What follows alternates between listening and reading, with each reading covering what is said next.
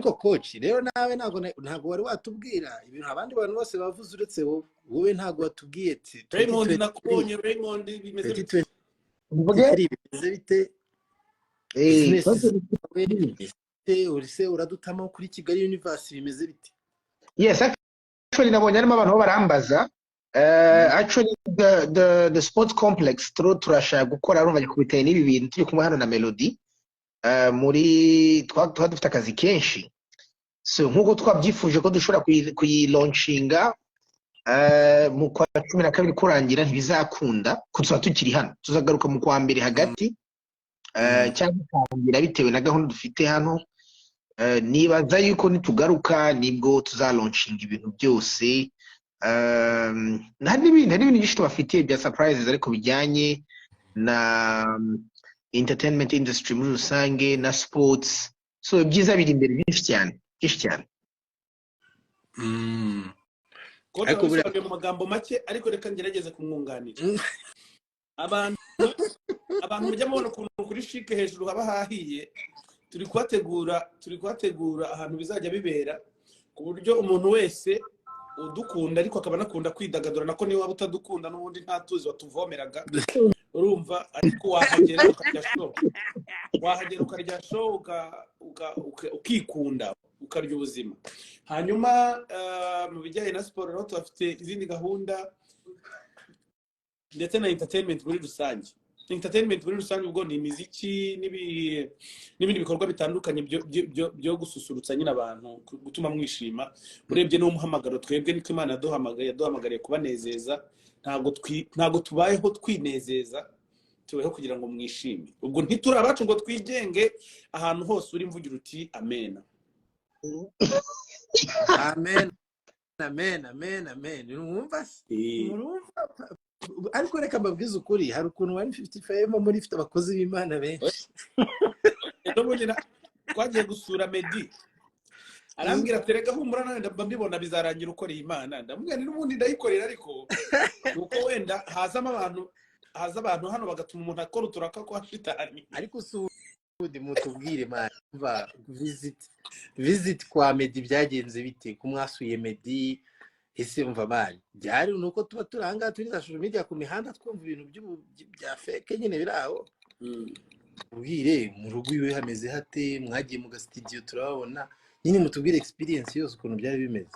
Icyo navuga muri make nuko twagizeyo yera Melody turafatanya tubwiriza Bruce Melody tubwira yuko abantu babazi ko nje ntazi Imana cyangwa ntayuba urista baranteranye barambwiriza, ndababwira rega numvise ngo hoya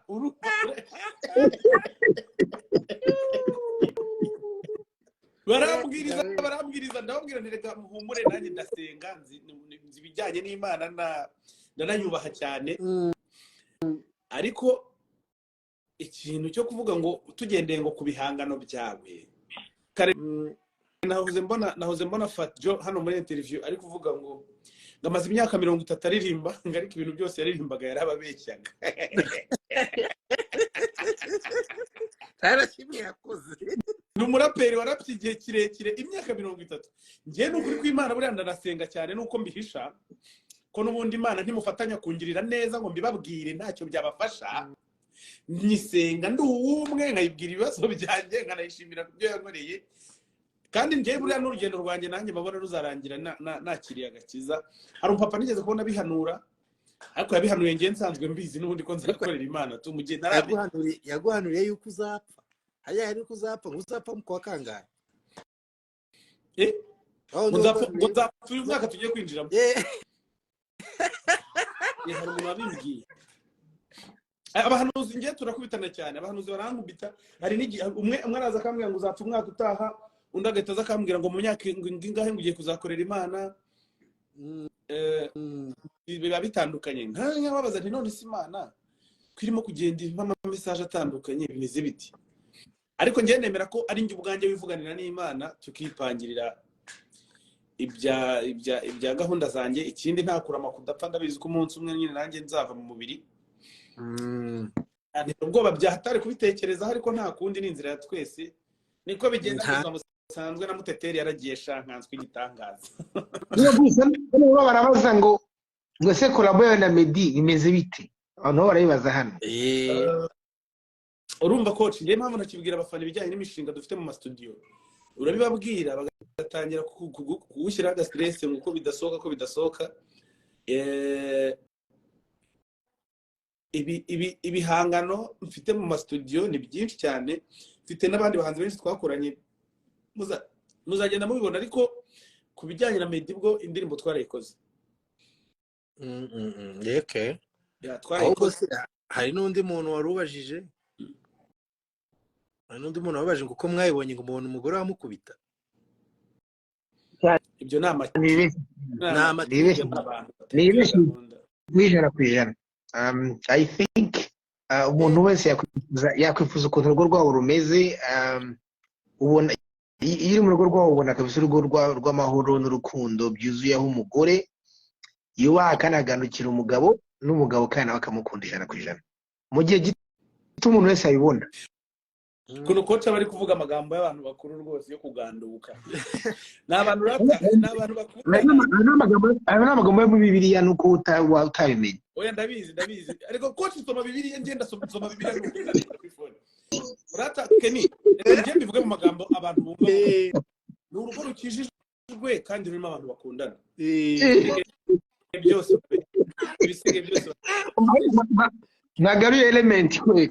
Birimo biranga kuzamuka ariko sha mbonye umuntu witwa Koze mubonye acaho Koze genge ngo sha Koze no producer mwiza cyane mu mutere peace aratwika. Koze n'umuntu wa danger akora ibiririmbo bikubita kabisa ariko ejo bundi yadutayemo rwose indirimbo nziza nayo yo mu bukwe pe ntabwo nzi ko abasha gukora akazuki arabikora byose. Koze no producer w'umuhanga sha rero element arimo aranga kuza wabwiye Dylan agamagara element akamubaza niba ariho aragerageza kuri requesting mfashaka ko mundebere nk'ibintu kasuka bayanditse Bruce Melody ngaheruka sembira Kasukura tabya mutekereza Bruce babwire bya bindi Shaggy yavuze kuri ibyo bintu Kasuka kubajije kajya amagambo meza y'ikinyarwanda nabivugamo mu bintu bibiri bidatwika Imana yaremye mu mateka y'umuziki nyarwanda. Icya mbere ni ukujya mu bwiherero gukora ibikomeye. Icya kabiri ni ukuryama. Shaka ntabwo yumva ukuntu umuntu aryama ngo akaryama ukamuryama. Urumva? Icya kabiri ugafata telefone ukicara ngo ahantu ukaba uri gutamo ngo scrollinga ngo yantu ntabwo ni ibintu by'ubuga cyane. ariko uzuko Shaka ni umunyakavuyo Kenny. Shaka ni umunyakavuyo ku buryo namugezeho nkicara nkiga. sha umuntu kurusha akavuyo umva na Bruce yariga kabisa bati giye mbonye umuntu ndusha ubusazi n'umusazi buryo n'umuntu w'amahoro abantu bose arabaserereza abastari abakuza abagize iki ariko zira ni personality z'abantu b'abahanga cyane coach niyo cyane ni personality y'abantu bafite akantu ko gutekereza bihuse cyane abantu bafite uruhara bazira kuba itakuramo vuba vuba akaba yumva Bruce Melody sister wanjye wamuhaye ibiki namuhaye imiziki dore ngaho ni karamiye rwose nta bindi nzi bityo yewe sha element yaje ijyanze ko garuka rwose umva ni nanjye cyane navuyemo byananiye na can request bakambira ngo ntibishoboka urumva